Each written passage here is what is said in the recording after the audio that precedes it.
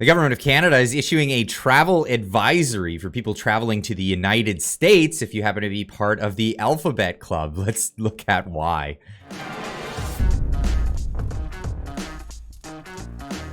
Canada advises LGBTQ2. All right, did you even get the acronym right? Global news? I don't know if you did. Travelers to be aware of U.S. state laws. Wow, this is a big thing. Is this political or is this an actual advisory? Let's get into a bit of the ins and outs of this. Amid a wave of legislation from some U.S. states targeting LGBTQ2 community, I think you guys are politically incorrect because you're using the wrong alphabet acronym in your video. We'll get into that and what the government of Canada actually said. Canada has updated its travel advisory for the country, specifically advising people to check state and local laws before visiting. Were they very specific actually in this? Well, again, we're going to get into that soon. While overall travel advice around risk levels or health concerns has not changed for the U.S. by Global Affairs Canada, the department updated its laws and culture section specifically to add a section in considerations for LGBTQ2 community. Again, they actually call it the 2SLGBTQI TQI plus persons. Okay. Anyway, let's get into this. This has actually been covered by more than just global news. CBC here has an article talking about it. Ottawa warns LGBTQ travelers they could be hit by U.S. state laws. What laws would they be hit by? They're specifically vague in these articles. This even made U.S. news, making the New York Times. Canada cautions LGBTQ citizens visiting U.S. over state laws. Advice to travelers to the U.S.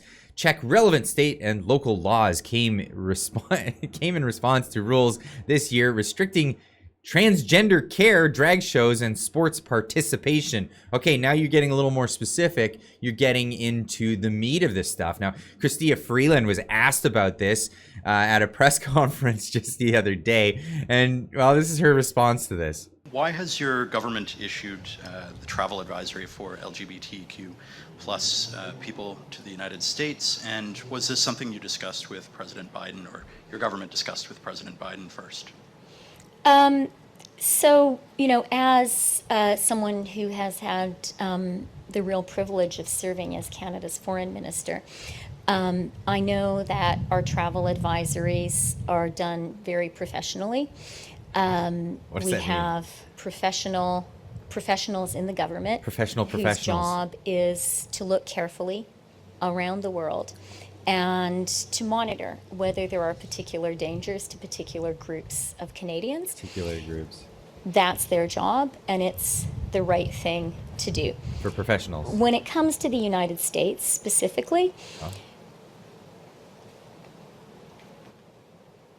I have personal experience of dealing with a diversity of U.S. administrations and of dealing with American leaders at all levels of government, in all branches of government, and with Americans who represent diverse groups across the country, whether it is business or labor or civic organizations. Business groups. And that's because our government understands, as every Canadian government needs to understand, that one of the principal responsibilities of the federal government is to understand how to work with our U.S. neighbor.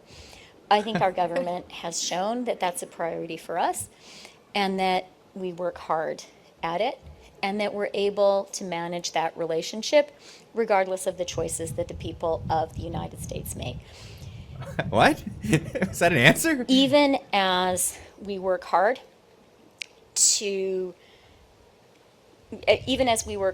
on that government to government relationship, you can get through this. Every Canadian government, very much including our government, needs to put at the center of everything we do the interests and the safety of every single Canadian and of every single group of Canadians. That's what we're doing now. That's what we're always going to do. What? Was that even an answer? I couldn't even tell what was even said in that whole thing. I don't think there was a coherent thought in that entire answer to this.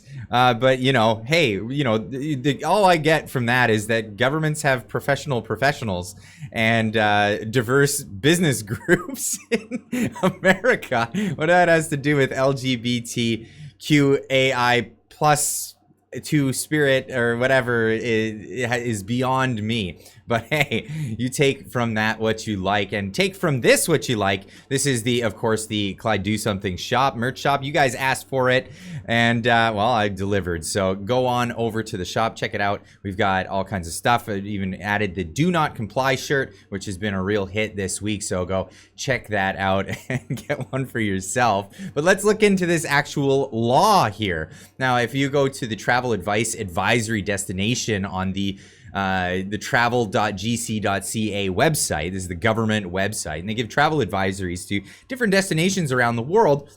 And you can see that there's exclamation marks for certain places that may have, you know, actual reasons for concern. But of course, here we have the United States with a green check mark that usually indicates that it's a safe, worthwhile place to visit. But then you get into what are some of the concerns you might have to look at. Well, number one, I'd like to point out, and it's way down the list. Don't get me wrong. This isn't right at the top of the list here, but cannabis. For people that are traveling to the United States, you might want to take care on this one. Even though the possession of cannabis is legal in some U.S. states, it remains illegal under U.S. federal law and in any form and quantity, making it illegal to bring across the Canada-U.S. border. So don't try to bring your pot across the border, even though it's legal across Canada at this stage. Don't attempt to cross the Canada-U.S. border with any amounts of cannabis. So don't knock their suggestions entirely, because they have good suggestions here on this website. But yes, they have added a new travel advisory here. The 2SLGBTQI plus travelers. Now this is official. This is the acronym under the jurisdiction of Canada. If you happen to be part of this group that they've lumped you into, I like to call Canadians, you know, it doesn't matter what you like to do with your private life, you're still just a Canadian. In my eyes, you're not any other particular group, just Canadian, citizen or permanent resident, what have you. But this is the government trying to divide us up and, you know, put us into lump groups. Some states have enacted laws and practice and policies that may affect 2SLGBTQI plus persons. Check relevant state and local laws. Now you can click the link and you can get more into this. And do they get very specific with it? Not really. No. This is a generic thing that kind of encompasses all states, all countries around the world that may have things that don't really fly with the new wokeisms. And this is just a warning for people who are ultra woke, I guess, that it doesn't always fly wherever you travel. And I guess they put this advisory on the United States as well. And this is largely to do with the fact that some people are just actually fed up with the woke stuff that's going on across Western society, and they're clamping down on it in the United States, and for good reasons. So if you are a man that wants to use women's washrooms, biological man, and you want to use women washrooms, that may not fly if you're traveling to the United States. In Canada, you know, the government is enforcing that businesses, you know, force specific types of restrooms, which just turns into every restroom just being a single person occupancy washroom. I think that's the direction everybody's been going, because it's just ridiculous at this point. But in the United States, depending on where you are, they may not have those restrictions. So watch out, you might get beat up if you go into a washroom and fall behind someone's daughter, for example. That might, and you know, people might turn a blind eye to that. Just be careful. If you're going to Saudi Arabia, they may not respect these things either, but that's not making the news just quite yet. But here we are, foreign laws and customs related to sexual orientation, gender identity, gender expression, and sexual characteristics. And they have an acronym for that, can be very different from those in Canada. As a result, you could face certain barriers and risks when you travel outside Canada. Research and prepare for your trip in advance to help your travels go smoothly. Yeah, just, watch out, because your behavior might have backlash depending on where you go in the world.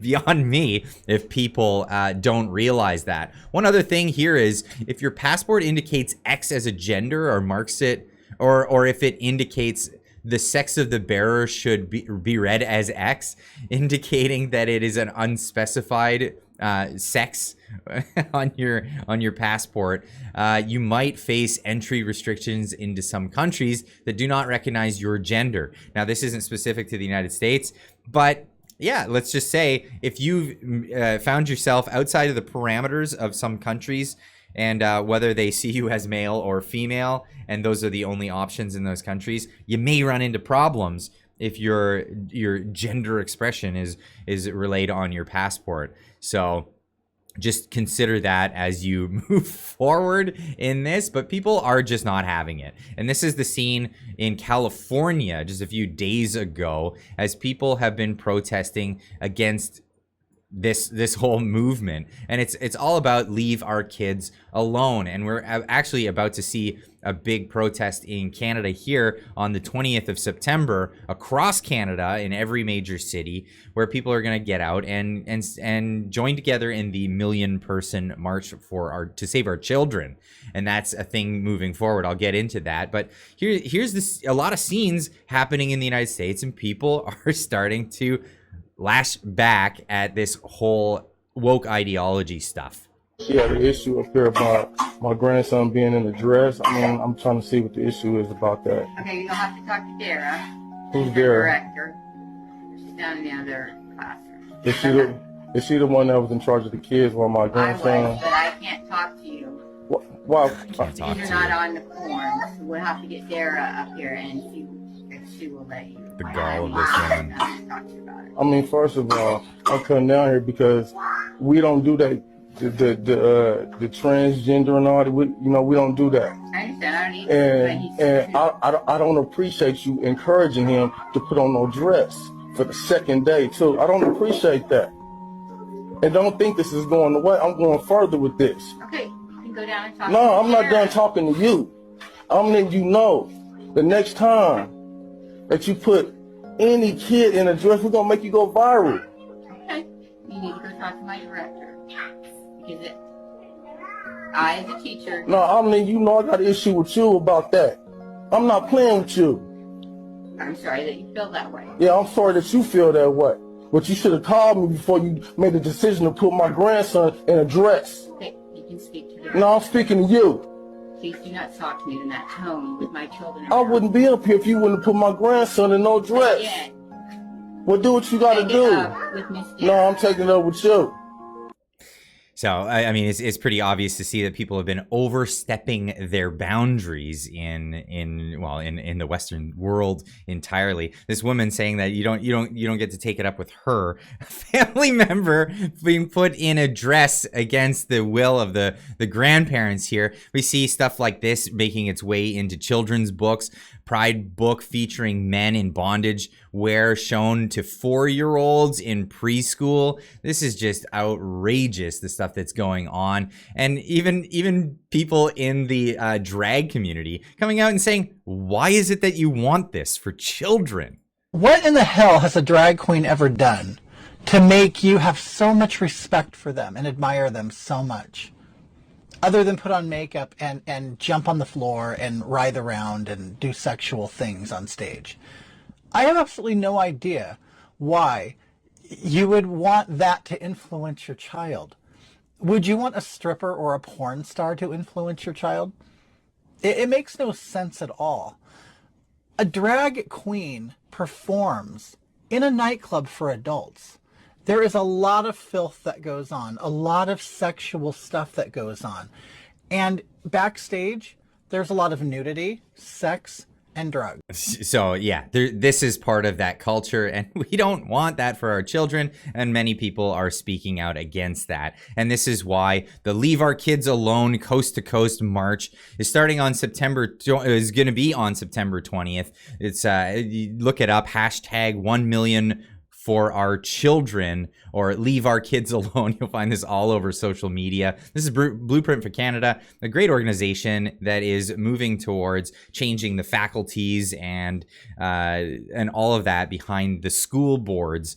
Go check out their profile, their website as well, because in any elections that come up, they'll be involved in that, so you can vote for school board trustees that won't be like this for your children. We've been asleep too long at the wheel, and we got to grab that steering wheel and guide our society back to a bit of normalcy.